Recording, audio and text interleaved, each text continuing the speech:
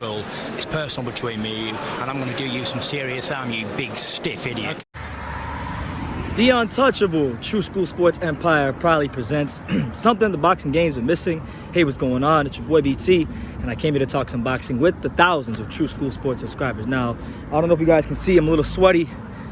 Had to get the run in, got to maintain some sort of shape, so that's what we're doing. But I wanted to take the time out this video to really speak about the fights that happened on the Spence Ugas undercard, because I thought it was pretty action-packed, and to go do a video about every single fight would be very long and tedious, so I just figured I'd talk about it all in one video. But listen, man, we'll start with the co-main event. We had Isaac Cruz, fresh off the heels of giving Gervonta Davis a close competitive fight. PBC gave him a layup with an easy fight against Yuriorkis Gamboa. And look, it's no disrespect to Yuriorkis Gamboa. I had the utmost respect for him, but at this moment in time, he's long gone from being the pound-for-pound fighter that he was years ago. He's long gone from being the guy that gave, a prime Terrence Crawford all he could handle at 135.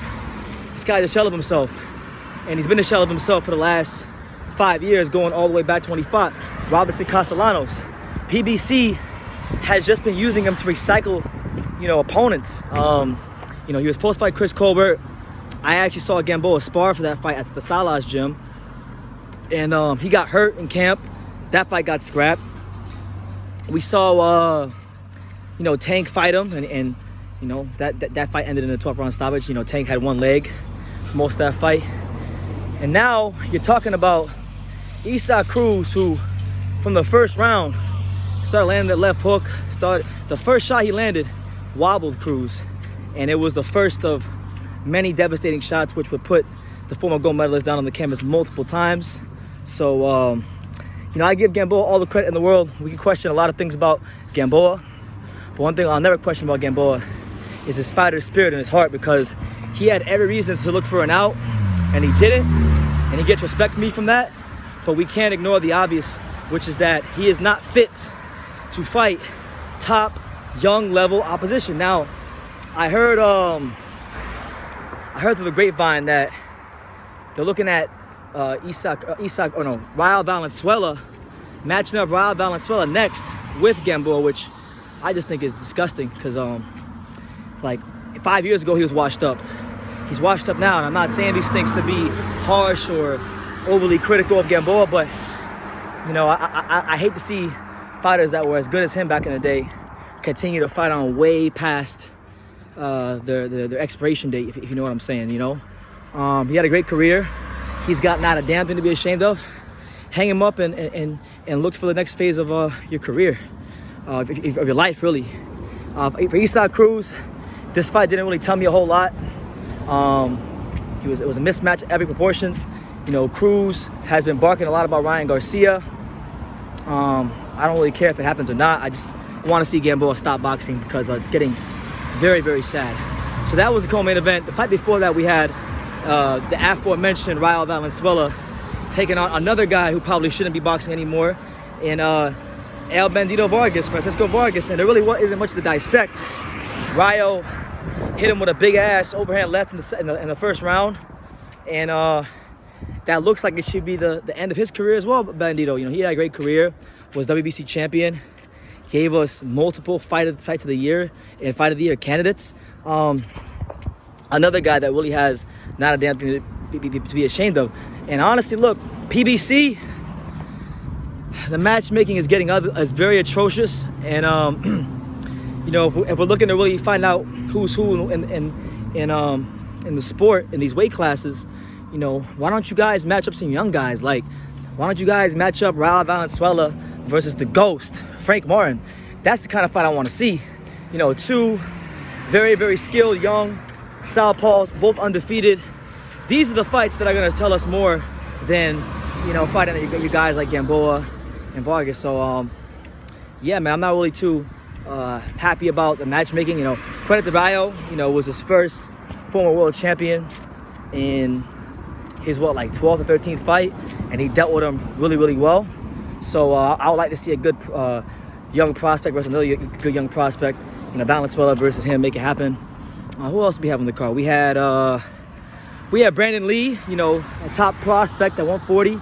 He took on Zachary Ochoa, and this is that Zachary Ochoa that was coming off a loss to the veteran Juan Jose Velasco. And you know, Brandon Lee did what he had to do. He won the fight, but I did see some chinks in the armor. You know, there were times where you saw Zachary Ochoa land the overhand, and there's a lot of guys at 140 that can throw an overhand really good, really well. And I just think defensively he's got to tighten up a little bit more. You know, I think this fight was good for Brandon Lee because he learned that you can't just hit a guy and expect him to fall down. You got to, against certain guys at all levels of boxing, you're going to run into durable fighters where you got to show that extra bit of quality to get them out the ring. And he didn't do that on this occasion. Maybe he will next time, but he moves to 25-0. Who else we had? The fight that I was really intrigued about was Stanionis versus Butaev. You know, this is a good fight for the welterweight division. I believe this was a WBC or WBO eliminator. I can't remember which one, but it was an important fight. You know, we had Butaev coming off the big win against Jamal James. You know, crafty guy, good angles, good pressure. Really had a landmark performance in the last fight against Jamal James. Stanionis, in his last fight, I had seen him fight Luis Collazo, who was giving him some fits, being the crafty veteran he is, but the fight ended in a no contest. So I'll be honest with you guys, I'd seen Stanionis. I knew he was good, but he wasn't really like a guy that you could say was on my radar. So I actually had Butaev as a slight favorite going in, but styles make fights. And yeah, Butaev could pressure Jamal James because Jamal James wasn't trying to pressure him back.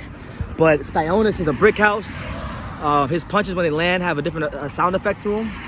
And it was to no avail. Like, Butaev had some success in spots, but Stanionis did a great job of surprisingly neutralizing the jab of Butaev. And, you know, he's positioned himself really well in the future, maybe to get the winner of Crawford Spence or get a bigger fight within the PBC stable, maybe like a Jerron Ennis or Keith one-time Thurman. So, you know, really good stuff from him. And let me see, am I missing a fight?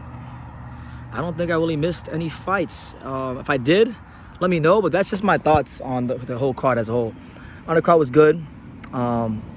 Good for the most part. We had 2 competitive fights and 2 knockouts, so you had the best of both worlds. And yeah, that's my thoughts on the card. So you guys let me know what you think in the comments down below. Take the time to subscribe, and I'm gonna go finish my run. And like I say in every single one of these videos, you can love me or you can hate me, but I'm just a kid from Daniels. Until next time, thank you for watching another video on True School Sports, the home of boxing. If you made it this far, do me a favor and do yourself a damn favor. Hit that subscribe button, and surely you will not be disappointed. You know, True School Sports bringing you the latest and greatest, the untouchable, you know, boxing content, interviews, news videos, breakdowns, live fight reaction extravaganza. We've got a great community of people here. Boxing fans all over the world, from America to the UK to Australia, and on and on and on. So join the empire today. Hit that subscribe button. Take care and God.